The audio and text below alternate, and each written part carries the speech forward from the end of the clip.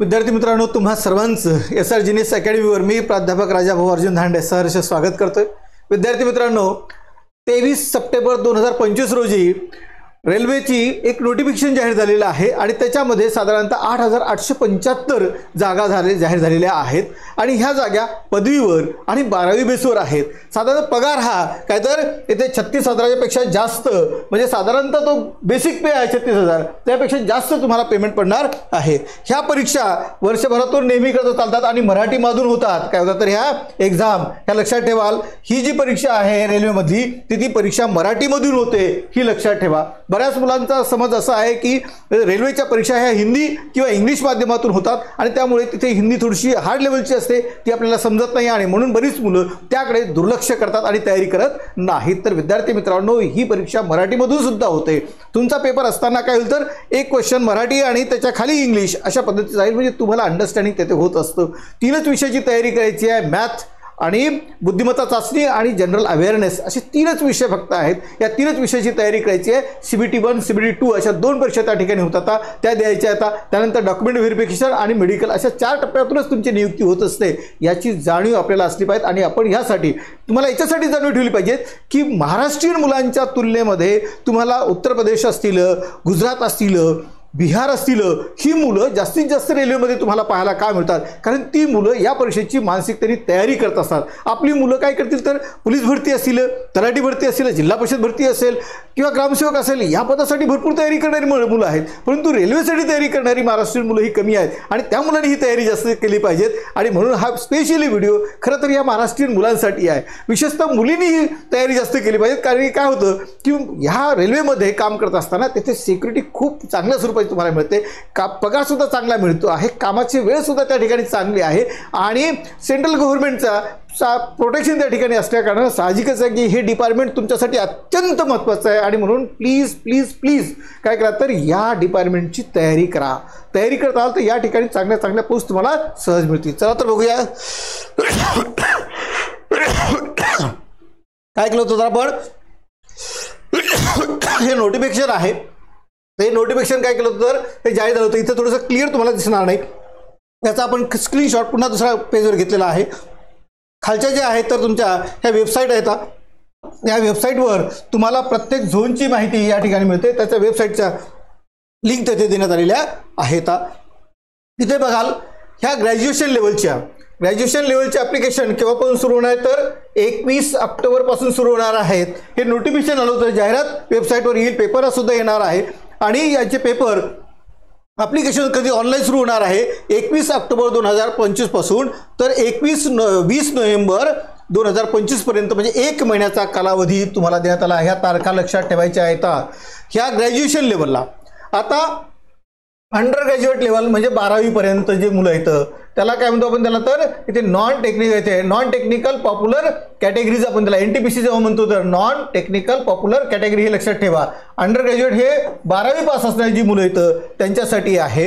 तर त्यांच्यासाठी जी वयोमर्यादा आहे किंवा त्यांची जी फॉर्म सुरू होण्याची तारीख किती आहे तर 28 तारखेला, किती तारखेला सुरू होणार 28 ऑक्टोबर 2025ला हे सुरू होतील आणि 27 नोव्हेंबर 2025 पर्यंत 1 महिनाभर ती फॉर्म चालणार आहेत। नंतर त्यांची जी वयोमर्यादा आहे ही ग्रॅज्युएशन लेवलवरची जी पोस्टिंग येतात ह्या 5 आणि 6 लेवलच्या जी पोस्टिंग असतात, इथे पेमेंटचा पे स्केल तुम्हाला दिला आहे। बेसिक पे स्केल आहे 35,000 आणि इथे 25,007। तर इथे 5 आणि 6 नंबरच्या ज्या लेवलच्या एक्झाम येतात किंवा पोस्टिंग येतात तिथे तुम्हाला पगार चांगल्या स्वरूपाचा आहे। ह्या साधारणतः ग्रॅज्युएशन बेसवर तुम्हाला 5,000च्या जवळपास ह्या जागा आहेत आणि नंतर 12वीच्या बेसवर जे आहेत तर इथे अंडर ग्रॅज्युएट जे आपण म्हटलं आहे तर या अंडर ग्रॅज्युएटच्या लेवलला तुम्हाला साधारणतः 3,000च्या वर जवळपास या जागा आहेत। अशा पद्धतीने याची जी वयोमर्यादा आहे लक्षात ठेवा, 12वी पर्यंत 18 ते 30 आहे, ग्रॅज्युएशन लेवलला 18 ते इथे 33 आहे। अगोदर ती जास्त होती। SC ST जी काही कॅटेगरी असतील ज्यांना रिलॅक्सेशन आहे त्यांना मात्र ते रिलॅक्सेशन नियमानुसार एक्स्ट्रा त्यांना मिळतच असतं, परंतु जी जनरल आहे तर 18 ते 33 वयोपर्यंत वयोमर्यादा आहे आणि 12वीच्या लेवलला 18 ते 30 पर्यंत वयोमर्यादा ठेवण्यात आलेली आहे। चला आता समोर बघूया आपण। या ठिकाणी नोटिफिकेशन तुम्हाला क्लिअर दिसेल, ही नवी दिल्लीमध्ये पब्लिश झालेलं आहे। 23 सप्टेंबर 2025ला झालेला आहे। इथे मुख्य बोर्डाने कोणाला प्रत्येक झोनल मॅनेजरला हे पत्र पाठवण्यात आलेलं आहे, तुमच्या माहितीसाठी म्हणून हे दिलेलं होतं। नंतर आता ह्या पोस्टिंग येतात, कोणत्या कोणत्या पोस्टिंग कोण्या पोस्टर निघाले येतात आणि किती जागा आहेत हे दाखवलेलं आहे. आता स्टेशन मास्टर आहे इथे काय तर पेस केवळ इथे 6 लेवलची आहे आणि 615 जागा आहेत.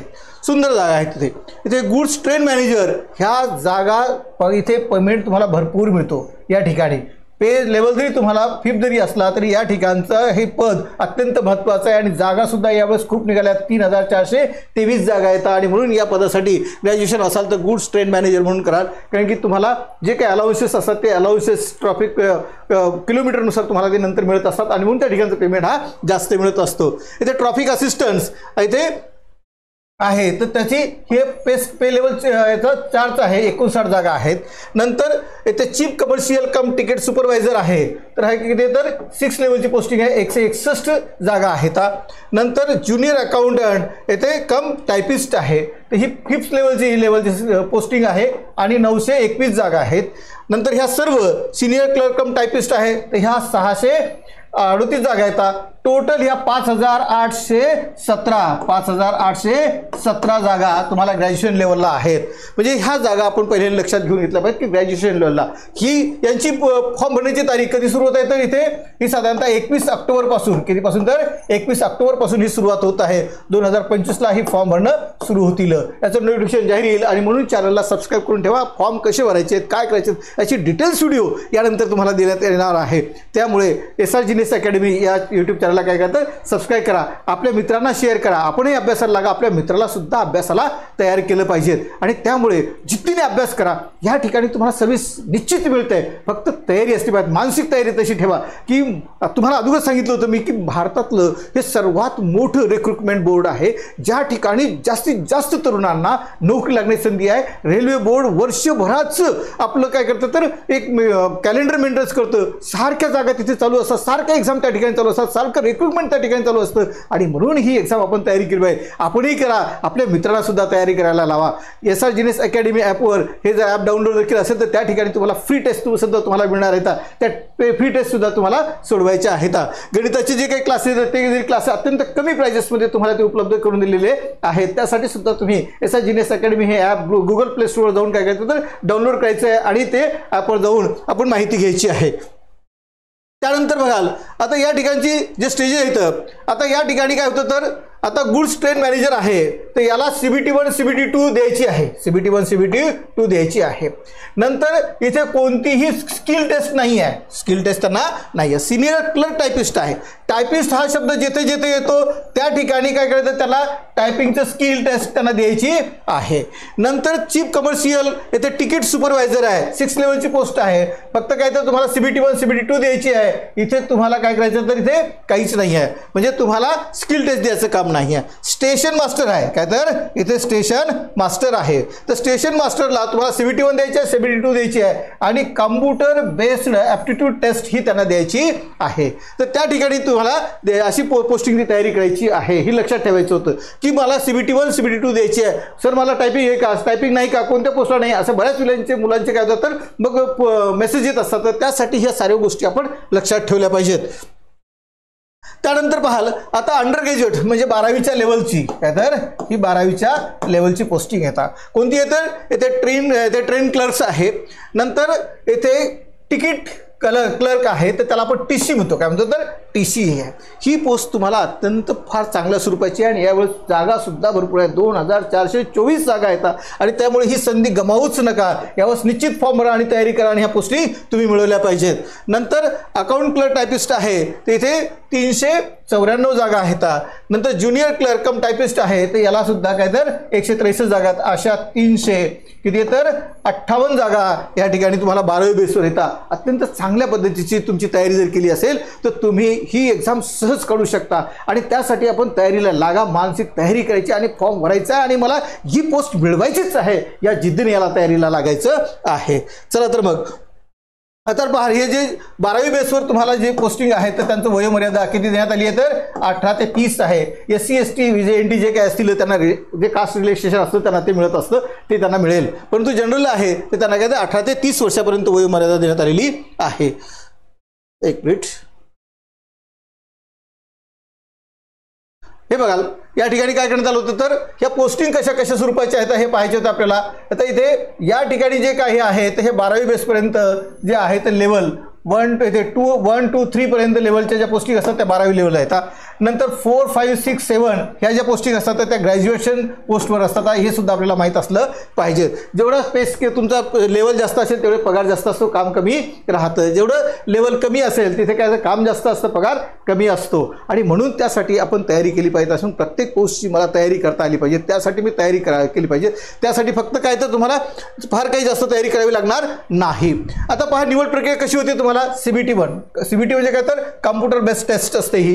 तर कॉम्प्युटर बेस्ड टेस्ट असल्या कारणाने ही पहिली जी टेस्ट आहे ती क्रॉस करायची आहे, ती 100 गुणाची आहे, है की नाही। त्याला तुम्हाला 90 मिनिटाचा वेळ देण्यात आलेला आहे। निगेटिव्ह मार्किंग सुद्धा आहे त्याला, एक जर चूक जर झाली असेल 1/3 मार्क तुमचे कटले जात असतील। CBT 2 सुद्धा आहे। CBT 2 तुमची 120 मार्काची एक्झाम आहे, तिथे सुद्धा मॅथ आहे, रिझनिंग आहे आणि जनरल अवेअरनेस आहे, म्हणजे गणित आहे, बुद्धिमत्ता चाचणी आहे आणि जनरल नॉलेज सामान्य ज्ञान, या तीनच विषयाची फक्त तयारी करायची आहे। 120 मार्काची पेपरची द्यायची आहे, त्यासाठी तुम्हाला काय तर फक्त 120 मार्क त्या ठिकाणी राहतील। आणि CBT 2 पास झाल्यानंतर डॉक्युमेंट व्हेरिफिकेशन तुमचं होणार आहे, त्यानंतर मेडिकल होणार आहे। ह्या 4 टप्प्यावर झालं की तुमची नियुक्ती त्या ठिकाणी होत असते। पहिला टप्पा पास झाला असेल तर दुसऱ्याला तुम्हाला एंट्री आहे, दुसरा टप्पा पास झाला असेल तर तुम्हाला दुसरं डॉक्युमेंट व्हेरिफिकेशन करायचं आहे, डॉक्युमेंट चांगले जर व्हेरिफिकेशन झाले असेल तर तुम्हाला मेडिकल बोलवलं जातं आणि नंतर तुम्हाला अपॉइंटमेंट दिली जात असते। अत्यंत सोप्या आणि पारदर्शक पद्धतीने ही भरती होते। आणि म्हणून विद्यार्थ्यांनो तुम्हाला प्लीज प्लीज प्लीज तुम्हाला रिक्वेस्ट असेल की या रेल्वे भरतीसाठी स्वतःची तयारी करा, मानसिक तयारी करा आणि अभ्यास तयार करा, त्यासाठी जास्तीत जास्त मुलांनी तयार झालं पाहिजे। त्यानंतर बघूया आपण आता CBT 1 मध्ये एक्झाम कशी असणार आहे। आता इथे तुम्हाला निगेटिव्ह मार्किंग आहेत, काय तर त्याला निगेटिव्ह मार्क आहेत। नंतर किती वेळ आहे तुम्हाला 90 मिनिटाचा वेळ आहे। विषय कोणते कोणते तर मॅथमध्ये तुम्हाला 30 प्रश्न विचारले जातील, रिझनिंग म्हणजे बुद्धिमत्ता चाचणी तुम्हाला 30 प्रश्न विचारले जातील, GK किंवा GA जनरल अवेअरनेस किंवा जनरल नॉलेज आपण ज्याला म्हणतो त्याला 40 प्रश्न येतं आणि एकूण तुमचे 100 प्रश्न येतं। 100 प्रश्न तुम्हाला 90 मिनिटांमध्ये सोडवायचे आहेत। 100 प्रश्न 90 मिनिटांमध्ये CBT 1 ला तुम्हाला सोडवायचे आहेत आणि जास्तीत जास्त मार्क घेऊन ही पहिली आपली जी टप्पा असतो तो टप्पा आपण पूर्ण करायचा आहे। त्यानंतर बघा CBT 2 मध्ये काय तर निगेटिव्ह मार्किंग आहे, काय तर CBT 1 सारखंच इथे 2 मध्ये सुद्धा तुम्हाला निगेटिव्ह मार्किंग आहे। इथे सुद्धा वेळ किती आहे तर 30 मिनिटाचा आहे, वेळ जास्त नाही आहे, 30 मिनिट आहे। प्रश्न वाढलेत, वेळ मात्र तेवढाच आहे। मॅथमध्ये तुम्हाला 35 प्रश्न विचारले जातील। नंतर रिझनिंग बुद्धिमत्ता चाचणी ही 35 मार्काची राहणार आहे आणि GK किंवा जनरल अवेअरनेस हे 50 प्रश्न राहणार आहेत। असे 120 प्रश्न राहतील। 120 प्रश्न तुम्हाला 90 मिनिटांमध्ये सोडवायचे आहेत। 120 प्रश्न किती तर 90 मिनिटांमध्ये सोडवायचे आहेत आणि आपली पोस्ट आपण तयार करा। इथे थोडीशी लेवल हाय असते, पण तेव्हा आपली मानसिक तयारी झाली कारण CBT 1 आपण क्रॉस केलेली असते, तेव्हा आपल्याला लक्षात येतं। आणि ह्या सर्व CBT 1 CBT 2 च्या परीक्षा देत असताना सुद्धा काय करा तर सराव पेपर द्या। सराव पेपर दिले सर तुम्हाला कॉन्फिडन्स येतो। आपल्या चॅनलवर आपल्या ॲपवर ही सराव पेपर तुम्हाला फ्री आहेत, ती फ्री पेपर्स तुम्हाला सोडवण्यासाठी आम्ही देत आहोत। गणिताचे पेपर आहेत, रिझनिंगचे पेपर आहेत, GKचे पेपर आहेत, हे सर्व पेपर तुम्ही सोडवा। त्याची गणिताची बॅच आपली सुरू आहे, बुद्धिमत्ता रिसर्चची बॅच आपली सुरू आहे। ह्या सर्व बॅच या तिन्हीची सुद्धा तुम्हाला एकत्रित बॅच अत्यंत कमीत कमी पैशामध्ये तुम्हाला देण्यात आलेली आहे। त्यामुळे SR अकॅडमी ॲप हे Google Play स्टोरवर जाऊन डाउनलोड करा आणि डाउनलोड करून हे कमीत कमी सराव पेपर सोडवा। जे येत नसेल त्या गोष्टी तुम्हाला टेलिग्राम चॅनलला जा, तिथे फॉलो करा, तिथे तुम्हाला अत्यंत फ्री मटेरियल तुम्हाला उपलब्ध आहे। त्यासाठी आपण ही सर्व तयारी केली पाहिजे। तर बघा काय केलं होतं तर बघा आता ही एक्झाम कोण घेतं तर TCS ही एक्झाम घेतं। कशी येतं TCS exam computer based exam असल्या कारणानं ही TCS एक्झाम घेतं। निगेटिव्ह मार्किंग आहे का तर होय, त्याचं निगेटिव्ह मार्किंग आहे। एका चुकीला 1/3 मार्क तुमचे कापले जातील। नंतर पेपर किती आहे तर टायमिंग किती आहे तर 90 मिनिटाचा आहे। प्रश्न किती येतात CBT 1 ला क्वेश्चन 100 येतं, CBT 2 ला मात्र किती येतं 120 क्वेश्चन आहेत आणि 90 मिनिटाचा टाइम आहे, हे लक्षात ठेवा दोन्हीसाठी। आणि क्वेश्चन कसे असतील तर येथे वस्तुनिष्ठ प्रश्न असणार आहे। एक प्रश्न असेल त्याला 4 ऑप्शन असतील, त्यातला एक तुम्हाला निवडायचा आहे आणि त्यातून आपल्याला पोस्ट मिळवायची आहे। त्यानंतर आज ही संपूर्ण माहिती तुम्ही पाहून घेतलेली आहे, त्याबद्दल तुम्हाला सर्वांचे धन्यवाद। पुन्हा एकदा रेल्वेच्या परीक्षेला तयारी करा। तुम्हाला तुमच्या तयारीसाठी खूप शुभेच्छा, तुमच्या नियुक्तीसाठी सुद्धा शुभेच्छा। जिद्दी बना आणि तयारी करा, एक दिवस आपल्याला ही पोस्ट मिळणारच आहे अशी एक खुणगाठ मनाशी बाळगा। आत्मविश्वास ठेवा आणि आत्मविश्वासाने सामोरे जा। पद मिळतंच, पोस्ट मिळतंच, त्यासाठी मात्र जिद्दीने तयारी लागलं पाहिजे। चला वन्स अगेन थँक्यू।